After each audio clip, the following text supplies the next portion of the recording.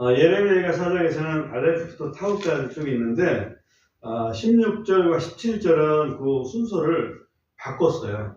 원래 이제 아이라는 거하고 페 이게 순서인데 페가 먼저 나오고 아인이 그 다음에 나오는 그런 게 이제 16절, 17절 바꾼 거 그게 하나 있는데 그걸 왜 바꿨는지는 우리가 알 수가 없습니다. 다만 이 시는 정말 처음부터 끝까지 굉장히 자연스럽게 이렇게 흐르고 있다 하는 것을 특징적으로 갖고 있다 이렇게 볼 수가 있습니다. 그리고 구성을 보면 1절에서 10절까지 그 다음에 11절에서 20절까지 그게 조금 이제 약간 구분이 되고 맨 마지막에 두 구절은 금방 우리가 제목을 얘기했을 때 내 형벌이 끝났다 대신에 에돔 다시 말하면 이스라엘이 형벌을 받을 때 주변에서 좀 자기 형제하잖아요, 그죠? 조상으로 올라가면 에돔은 특별히 형제라고 그 이스라엘이 고난을 당할 때 같이 좀 긍휼히 여겨줬으면 그러지 않았을 때인데 오히려 옆에서 정말 오히려 즐거워하고 또 자기들은 뭐 그러지 않을 거라는 그런 교만한 말들을 하고 그런 경우가 있습니다. 그래서 이스라엘에 대한 형벌은 끝났지만 그들을 무시했던 그런 조롱했던 그런 그 에돔의 후손들은 또 심판이 시작될 것이다 하는 그 얘기를 이제 끝으로 맺고 있습니다. 그 나름대로의 의미를 또 살펴보도록 그렇게 해 보겠습니다.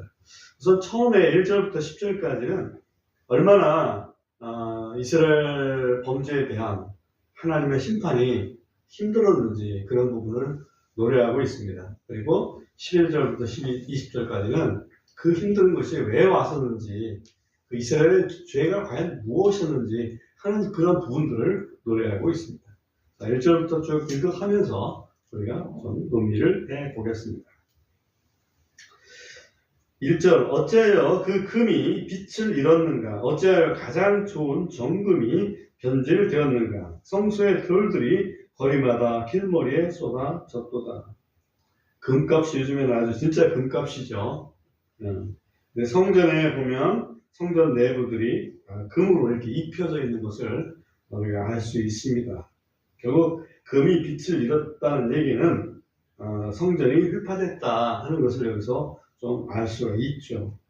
그 다음에 2절에 보면 정금에 비교될 보배로운 시온의 아들들이 어찌하여 토기장이의 손으로 만든 지랑아리들 같이 여겨지게 되었는가. 그 정금에 비교될 보배로운 시온의 아들들 다시 말하면 유대인들을 얘기하죠. 시온의 백성들을 얘기합니다. 시온의 백성들은 정금으로 여겨질 정도로 그래서 굉장히 귀하게 이렇게 여겨야 되는데 오히려 지랑아리들처럼 여겨지게 됐다. 그러니까 지랑아리들 같으면은 토기장이가 이렇게 좀 약간 좀 흠이 있으면 그냥 깨버리는 그런 존재가 지랑아리 아닙니까? 던지면 깨질 수 있는 그런 존재로 대우를 받게 됐다. 3절에 보면 바다의 괴물들도 젖을 꺼내어 자기 새끼들에게 빨게 하거늘 내 백성에 따른 광해 타조들 같이 잔인하게 되었도다. 바다의 괴물이 어떤 짐승인지 어떤 생물인지 우리가 알 수 없습니다. 예를 들어서 뭐 바다의 그 짐승 중에서 하마같이 한번 생각을 해보자고요. 하마도 예를 들면 새끼들한테 좀 젖을 물린다 이거지. 새끼들에게 젖을 물려주는데 내 백성에 따른 광해 타조들 같이 타조는 알을 낳아놓고 그냥 무심한 게 타조잖아요. 남이 품어서 이렇게 새끼가 날 수 있게끔 남의 그 둥지에 자기 알을 넣는 게 그런 특징이 있습니다. 무정하게 창조를 하셨다고 말씀을 하고 있습니다. 이스라엘 백성이 이스라엘의 엄마들이 그러고 싶어서 됐겠어요? 그럴 수밖에 없는 그런 그 비참한 상태를 여기서 노래하고 있습니다. 4절 젖먹이 혀가 목말라서 입 천장에 달라붙고 어린아이들이 빵을 구하나 아무도 그들에게 그것을 떼어주는 자가 없도다. 목이 마르면 혀가 입천장에 달라붙는다. 우리가 목마르면 혀가 쩍쩍 달라붙는 모습을 알 수 있죠. 이것은 예수님께서 피를 흘려가서 목마를 때 그 혀가 내 입천장에 붙은다이다. 그런 시편의 22편에 있는 그런 그 예언의 말씀에도 그렇게 되어 있습니다. 5절 보면 맛을 즐기며 먹던 자들이 거리들에서 황폐하게 되고 주홍색 옷을 입고 양육받은 자들이 똥더미들을 껴안는도다. 여기 보면 맛을 즐기며 먹던 자들이라는 것은 부유한 아이들이잖아. 사실은 이스라엘 백성이 상당히 부유하게 살았다는 것을 알 수 있습니다. 특별히 예루살렘에 살던 그 백성들은 부유하게 살았는데 그 사람들은 먹을 때 음식 맛을 즐기면서 음미해가면서 먹을 수 있는 그런 정도로, 그죠? 없는 거 그냥 막 그냥 허겁지겁 먹는 그런 거지들 비슷한 게 아니고 정말 그 부유한 모습을 볼 수 있는데, 그런데 그들이 지금은 뭐예요? 똥더미를 껴안는도다. 정말 한마디로 노숙자가 된다 이 말이죠.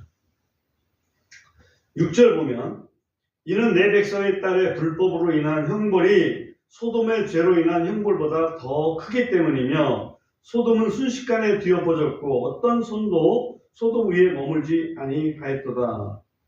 이 지금 심판의 상태가 소돔과 고모라 그때 그 벌받는 그 형벌보다도 더 크게 느껴졌다. 왜냐하면 소돔과 고모라 하나님께서 불로 심판하신 다음에 그 소돔과 고모라를 누가 지배하거나 막 괴롭히거나 그러지 못했잖아요. 그죠? 그런데 지금 이스라엘 백성들, 유대 백성들은 바벨론이 의해서 이렇게 침공을 당하고 그들에 의해서 지배당하고 괴롭힘 당했던 그런 모습을 여기서 노래하고 있다. 7절 그녀의 나시린들은 눈보다 순결하고 그들은 젖보다 희며 그들은 몸이 루비보다 붉고 그들의 광택은 사파이어 같더니. 8절 이제 그들의 얼굴이 숯보다 검음으로 그들을 거리들에서 알아보지 못하며 그들의 살갗은 뼈들에 달라붙어 있고 그것이 말라서 막대기같이 되었도다. 나시린들, 하나님께 헌신된 사람들이죠. 이 사람들은 아주 얼굴이 희고 붉고 굉장히 뭐랄까 매력적이죠. 한마디로, 그죠? 건강해 보이고 그리고 광택이 났다 이거죠. 사파이어 같은 그런 광택이 났는데 지금 현재는 얼굴이 숯보다 검어져 가지고 이게 누군지 알아보지도 못할 정도고 살갗이 뼈에 달라붙어서 이걸 유식한 말로는 피골이 상접해서, 그죠? 살갗이 뼈에 달라붙어서 아주 마른 막대기 같이 되었다. 처참한 모습을 여기서 또 시로 나타내고 있습니다. 9절 칼에 죽은 자들이 굶주려 죽은 자들보다 나으니. 이거 그렇죠? 차라리 칼에 죽으면 그냥 죽을 때 그 고통뿐인데 지금은 살아있지만은 살아있는 게 아니잖아요. 거의 굶어 죽어야 돼. 먹을 게 없어가지고 서서히 죽어가는 그 고통을 얘기하고 있습니다. 밭의 열매들이 부족함으로 이들이 타격을 받아 쇠약해져 가기 때문이로다. 10절 인정 많은 여인들의 손이 자기들을 삶았으니 자기 자식들을 삶았으니 내 백성의 딸이 멸망하는 중에 자식들이 그들의 음식이 되었도다. 이 얼마나 처참한 일입니까?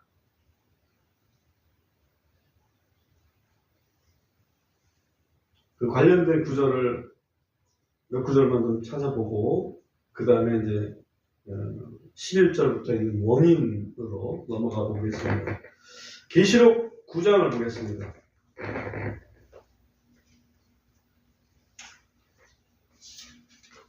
계시록 9장 5절부터 6절에 있는 말씀을 제가 읽겠습니다. 또 그것들에게 내려진 명령은 그들을 죽이지 말고 단지 그들에게 5달 동안 고통을 주어야만 한다는 것인데 그것들이 주는 고통은 마치 전갈이 사람을 쏠 때의 고통과 같더라. 그 날들에는 사람들이 죽음을 구해도 그것을 찾지 못하겠고 또 죽기를 원해도 죽음이 그들을 피하리라. 나팔 심판할 때 5번째 나팔을 불고 나면 전갈의 심판이 있는데 그 전갈이 얼마나 지독하게 고통스럽게 하는지 죽고 싶어요. 그런데 죽지는 않아.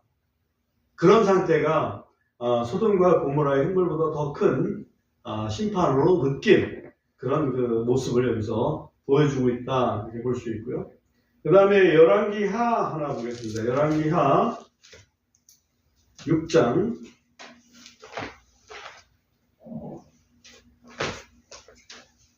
26절부터 29절에 있는 말씀 제가 또 읽어보겠습니다. 이스라엘 왕이 성벽 위로 지나갈 때에 한 여인이 그에게 외쳐 이르되 내 주 왕이여 도우소서 하더라. 그가 이르되 만일 주께서 너를 돕지 아니하시면 내가 무엇으로 너를 도우랴? 창고 마당에서 나는 것으로 하랴? 아니면 포도주 틀에서 나는 것으로 하랴 하더라. 또 왕이 그녀에게 이르되 너를 괴롭게 하는 일이 무엇이냐 하니 그녀가 응답하기를 이 여인이 내게 이르기를 네 아들을 내라. 우리가 오늘 그를 먹고 내일은 내 아들을 먹자 하였나이다. 그래야 우리가 내 아들을 삶아 먹었나이다. 다음 날에 내가 이르되 네 아들을 내라. 우리가 그를 먹으리라 하였으나 그녀는 자기 아들을 숨겼나이다 하더라. 비참한 얘기죠.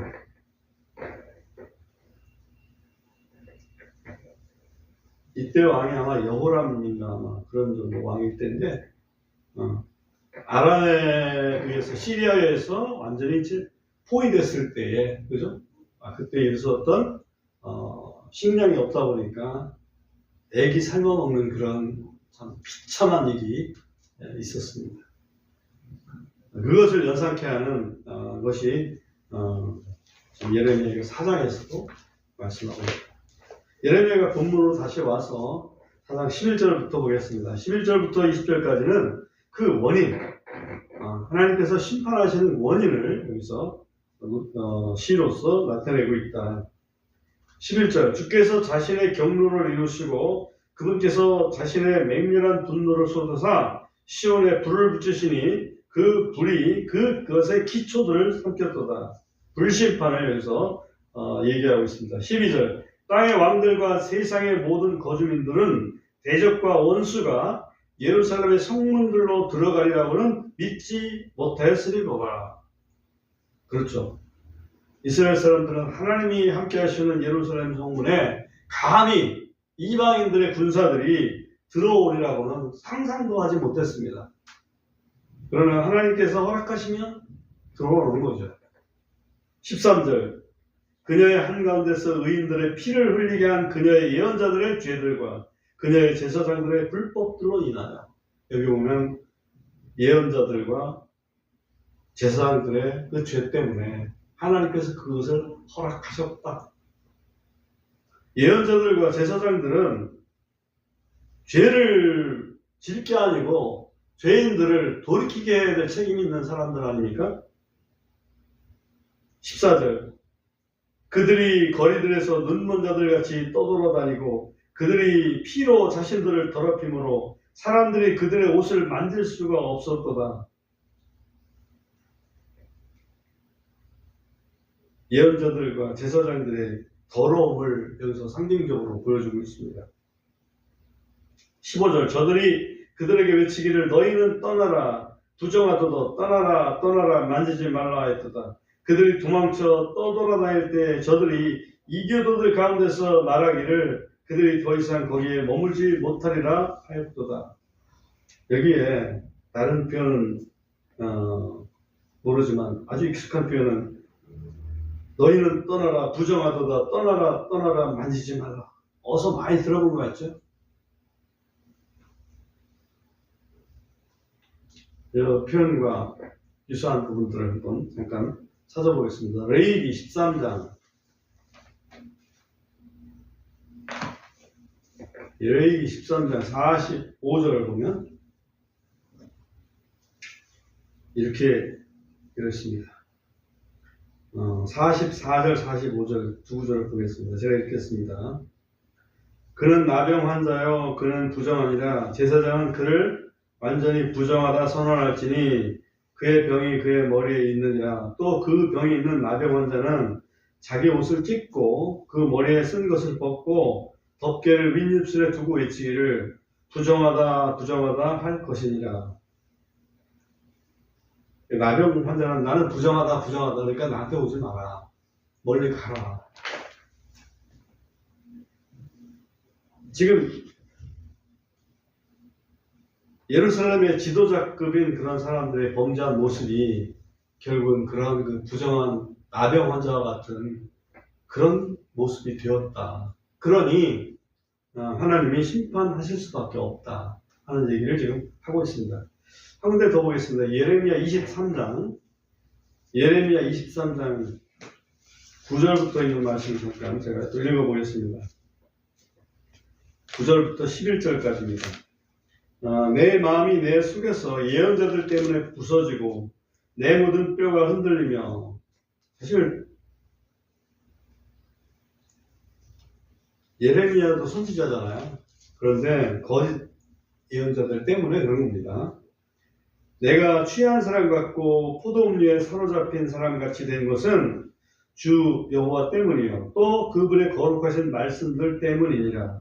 이는 땅이 가늠하는 자들로 가득 차고 맹세하는 것 때문에 땅이 애곡하며 광야의 아름다운 곳들은 말라버리고 그들의 행로는 악하며 그들의 힘은 올바르지 않기 때문이라. 이는 예언자와 제사장이 다 신성을 모독하며 참으로 내가 내 집에서 그들의 사악함을 발견하였기 때문이라. 주가 말하노라. 여기 보면 예언자와 제사장이 다 신성 모독한다고 했습니다.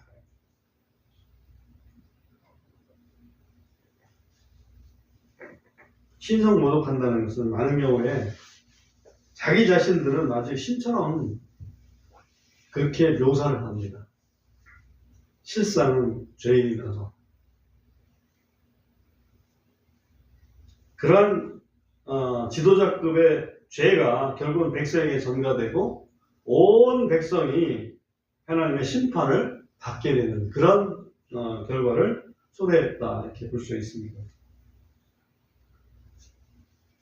본문으로 돌아와서 예레미야가 4장 16절부터 또 보겠습니다.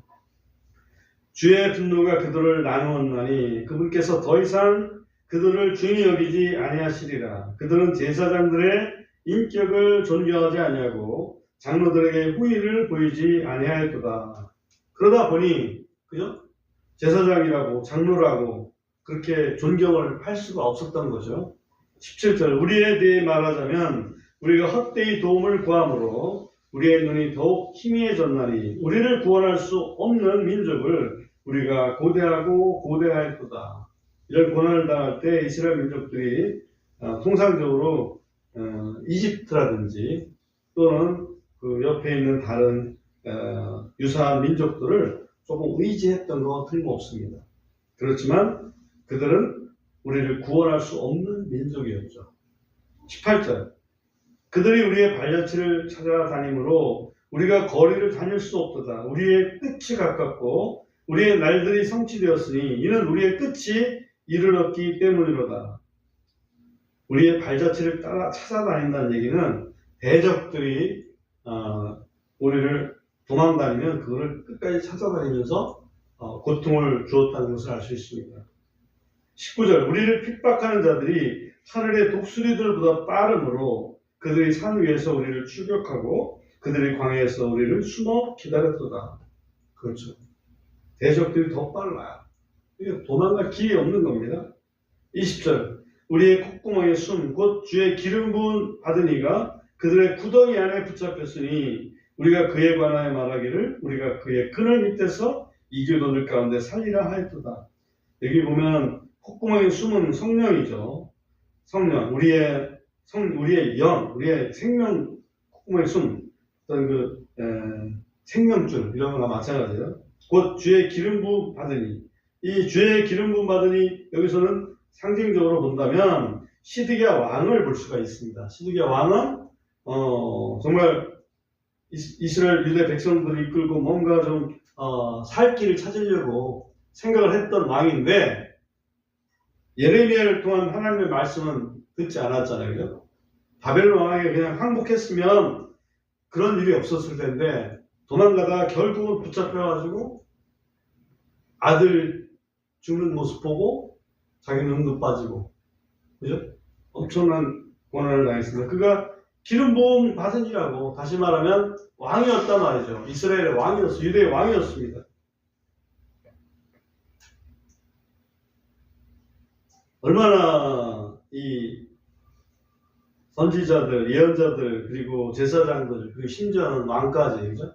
지도층들이 하나님 앞에 잘못했었는지를 여기서 시로서 말해주고 있습니다. 그것이 하나님의 심판의 원인이 되었도다. 마지막 두 구절입니다. 21절, 22절. 오 우스 땅에 거하는 에돔에 따라 기뻐하고 즐거워하라. 그 잔이 지나가서 내게도 이르르니 내가 취하여 스스로 벌거 벗으리라. 여기 기뻐하고 즐거워하라는 것은 약간 역설적인 이야기입니다. 지금 심판이 갈 건데 기뻐하고 즐거워할 수 있어요? 왜 이 얘기를 했을까요? 유대인들이 심판을 당할 때 에돔 사람들이 기뻐하고 즐거워했기 때문에. 그래, 너희한테도 심판이 갈 거니까 너희도 좀 기뻐하고 즐거워해라. 그런 얘기죠. 반어적입니다. 22절. 오 시온에 따라 내 불법에 대한 형벌이 이루어졌으니 그분께서 더 이상 너를 포로로 사로잡아 끌고 가지 아니하시리라. 그러니까 더 이상은 이제 형벌 없다 너희한테는. 반면에 오 에돔에 따라 그분께서 내 불법을 벌하시고 내 죄들을 드러내시리로다. 이제는 에돔 너희 차례야 라고 이 사장을 가감을 하고 있습니다. 왜 에돔을 특별히 집어서 그렇게 했을까?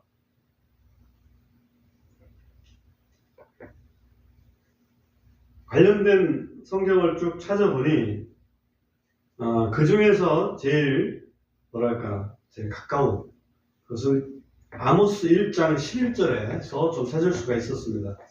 아모스서를 가서 1장 11절을 보겠습니다.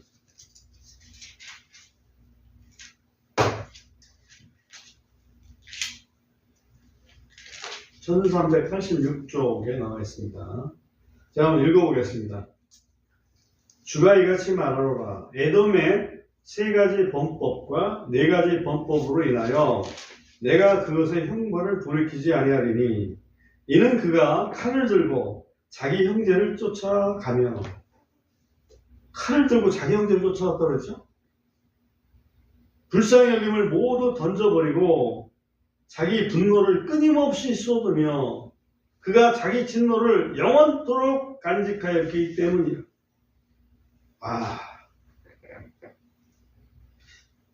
에돔은 이스라엘의 야곱의 형님으로서 물론 장자권을 빼앗긴 그런 원통함이 있습니다만은 그 본인의 잘못도 있잖아요. 그런데 그 후손들이 그 후손들이 잘 나갔었다고 12 종족들이 거의 왕급으로 작은 왕국을 형성하고 있었는데 왜 그렇게 야곱에 대한 미움을 좀 사귀지 못하고 그죠? 그렇게 했을까? 그것이 에돔에 대한 그런 그 하나님의 자기 심판을 여기서 노래하는 원인이었다. 우리가 영적으로 잘 살펴보면 야곱은 우리의 영을 상징하고 에돔은 우리의 육을 상징하잖아요. 그런데 이 육이 항상 영을 끝까지 미워하는 것 같아요. 근데 그 육이 온전히 변화되기 전까지는 그렇게 될 것입니다. 언제 온전히 변화됩니까? 예수님께서 재림하실 때 우리의 몸은 예수님의 부활의 몸으로 변화되기 때문에 그때는 그 육이 영을 아주 미워하는 게 아니라 영과 하나 되는 그러한 상태가 되겠습니다.